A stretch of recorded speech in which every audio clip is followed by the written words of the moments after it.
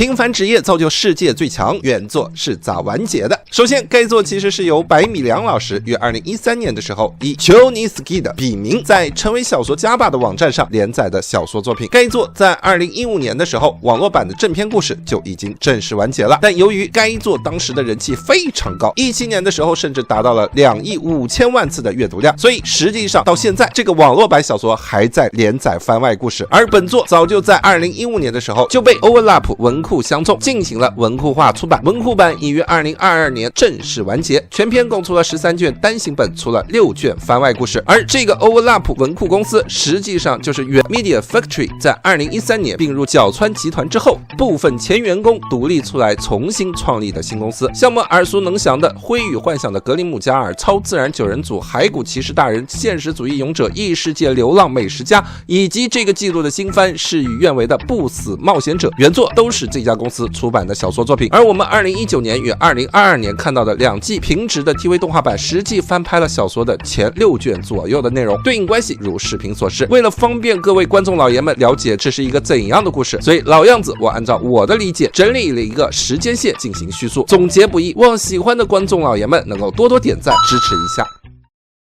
首先，在很久很久以前，有一个拥有高度魔法文明的人类世界 A 世界。这个 A 世界的人类发现了创造魔法的原理，并开始胡乱使用魔法。A 世界最终被玩坏毁灭了。不过有一批拥有高超魔法的人最终逃过了世界末日，穿越到了 B 世界。而 B 世界的人类此时还是一群原始人。A 世界而来的人出于救赎自己的想法，开始教导 B 世界的人如何用魔法抵御各种怪物。最终他们在 B 世界创造了各种各样的国家，让 B 世界的人类过上了比过去还要幸福的生活。于是 A 世界的人心满意足的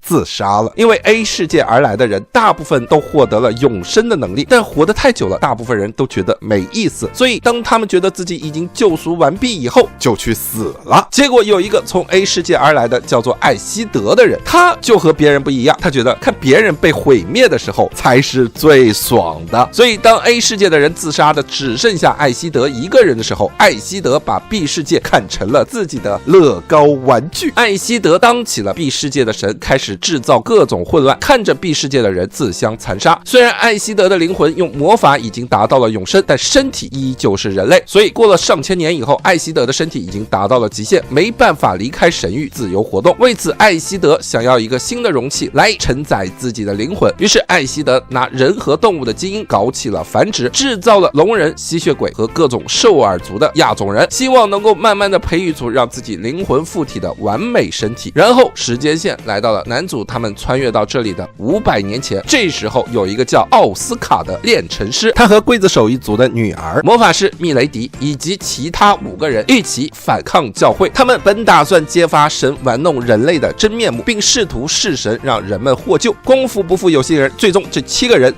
弑神失败。不过艾希德出于玩弄世人的想法，提出了3个条件： 1. 杀死密雷迪； 2. 密雷迪的灵魂必须附身在别人的身上； 3. 制造7个可以持续培养人才的遗迹。只要满足这7个条件，艾希德就不会对人类降下天罚毁灭世界。为了保护世人，密雷迪最终慷慨赴死，其他6个人也最终履行了对神的承诺。于是他们分别在7个地方制造了7个遗迹，他们打算把自己毕生所学的神代魔法放在遗迹内，等待后人能够通过遗迹内的考验，得到弑神的力量，彻底推翻神的暴政。最终7人各自去了自己的遗迹，守护了一辈子，但只有密雷迪活到了500年之后。随后到了男主他们的时间线的300年前，艾希德突然发现在魔人族里面，当时的魔王吸血鬼公主也就是本作的女主月，拥有超强的自我治愈能力，是一个可以用来承载他艾希德灵魂的好容器。于是艾希德派了自己的手下阿尔巴哈附身在了月的叔父身上，并操控月的叔父杀了月的爸妈，并试图将月拐回到神域，让艾希德附身。而叔父则是用最后的一点理智，强行将月打入了之前发现的遗迹深处，封印了起来，让神没法找到月。就此阿尔巴哈彻底操控了月的叔父，篡位成了魔王。从此魔王带领魔人族开始不断寻找遗迹，搜寻月的下落，试图找到遗迹深处的秘密。这时候故事才来到动画的时间线。作为神的艾希德本来是出于好玩，打算召唤男主他们班班上名叫光辉的同学去这个 B 世界当勇者，以此玩弄人类，结果不小心却把男主一整个班级都召唤了过来。随后就发生了一系列动画里所演的故事。不过动画里有一个设定没有展现出来，就是男主实际上是一个超级中二病。故事里怎么体现的呢？还记得动画里男主把兔耳族都训练成了胸柜达人吗？实际上男主中二病也传染给了这一整个种族，这个种族最后跟红魔族似的个个都给自己起一个极其中二病的外号，逢人自报家门时就杵在那摆个啾啾力。别看男主平时脸上没啥表情，但内心中二之魂比谁都骚动。然后接在动画之后的剧情其实分为2个段落，分别是遗迹攻略篇以及神话大战篇。在遗迹攻略篇里，此时就只剩下2个遗迹还没有被攻略。在勇者光辉等人的请求之下，男主除了带上了自己的大老婆月、兔耳妹、龙族妹以外，还带上了莉莉公主、2个青梅竹马妹子勇者光辉、妹子灵和龙太郎，一起坐上了男主创造的航空母舰，朝着宿海遗迹出发。在攻略宿海遗迹前还有个小插曲，在男主到来之前，魔族人就已经攻打了宿海里的兽耳亚种人以及隔壁的人类帝国。亚种人被魔族人差点给团灭了，但由于男主培养了一批中二度爆表、实力又逆天的兔子族，导致侵略亚种人基地的魔族人全都被兔子族像拧瓶盖一样脑袋都给拧下来了。但是帝国人不讲武德，趁虚而入，反而掳走了不少兔子族的人回去当奴隶。男主来了以后，兔子族的人请求男主来帮忙，男主趁着莉莉公主正好到帝国来求援组成人类联盟的机会，偷偷带着兔子族的人把被掳走的兔子族和部分亚种人奴隶给救了出来。掳走的人里面正好有兔子族的村长一被救以后就高兴的跟大家说，我们要跟帝国决一死战。一方面是中二病犯了，另外一方面村长是怕帝国的人以后还会去抓他们当奴隶，会没完没了，干脆打个你死我活得了。但男主劝村长冤冤相报何时了何况打仗是人口不足的兔子族吃亏所以男主说，为什么不擒贼先擒王呢？兔子族的人听完以后恍然大悟，于是趁着夜色，兔子族的人给整个帝国安放了一堆炸药，并且兔子族的人偷偷的把帝国皇帝的家人全给抓了起来。本来帝国的皇帝在此之前接见了莉莉公主，听说莉莉公主要搞人类联军对抗魔族，帝国皇帝还趁机逼莉莉公主嫁给自己家的太子。当夜刚办了一个新婚预告大会，一帮兔子族的人就混进了会场，在酒水里塞了10箱软金散，搞得所有王公大臣和皇帝全中毒，没了反抗能力。兔子族的人这时候带着被俘虏的皇帝家人来到这里，逼皇帝签平等条约，从此不再俘虏亚种人。皇帝刚说了一个皇后就被兔子族的人给砍死了。皇帝刚想说，你等会儿，太子就人头落地被砍死了。莉莉公主心说，好干得漂亮啊！本来帝国皇帝还想嘴硬，结果兔子族的人说，你不签条约，我就把你整个皇城连老人和孩子一起炸飞了。这时候才让皇帝真心服软。皇帝最终被套上了无法反悔的魔法道具，签了平等条约，从此亚种人彻底被解放，不用再怕被人拿去当奴隶。兔子族从此也成了亚种人最强的种族，外号斩首族。总之，在男主帮忙解决了几个国家纷争之后，男主便带着主角团去了宿海的遗迹。而宿海遗迹的试炼是考验团队之间的羁绊，所以一进遗迹，男主就一枪崩死了女主月。等众人反应过来时候，才发现被打死的人其实是史莱姆变的。等大家恍然大悟之时，男主抱住了隔壁出现的哥布林，就搂抱抱亲了起来。原来遗迹把女主月变成了哥布林，只有男主发现了真相，并把女主救了回来。随后众人也算是有惊无险的在对抗了各种蟑螂大军之后，通过了试炼，得到了宝物，并开始去攻略最后一个雪山遗迹。而最后一个遗迹的试炼是让进来挑战的人传送到独立的空间里，面对另一个自己。另一个自己会不断的展现本体内心负面的情绪，并蛊惑本体放弃理性，顺从欲望。这一段其他人的试炼都算是有惊无险，但男主的青梅竹马之一香枝搞笑极了。本来女主月和兔子妹西雅很早就克服了心理障碍，打败了试炼中的另一个自己，从幻境里出来了。但女主月通过试炼以后，觉得自己可能有一天会被情势所逼离开男主，所以女主月就托孤让兔子妹以后替她照顾男主。结果兔子妹当时就急了，觉得女主是个冒牌货，月根本不可能把自己的男人轻易送给别人。于是兔子妹操起锤子就跟月打了起来，月还被打急了，两个人直接把次元壁打穿了，跑到了香枝的幻境里。而香枝的复制人作为幻境的主人，出于尊严，决定先跟香织停战，跑去劝架，让月他们先别打了。结果傅之仁刚去劝架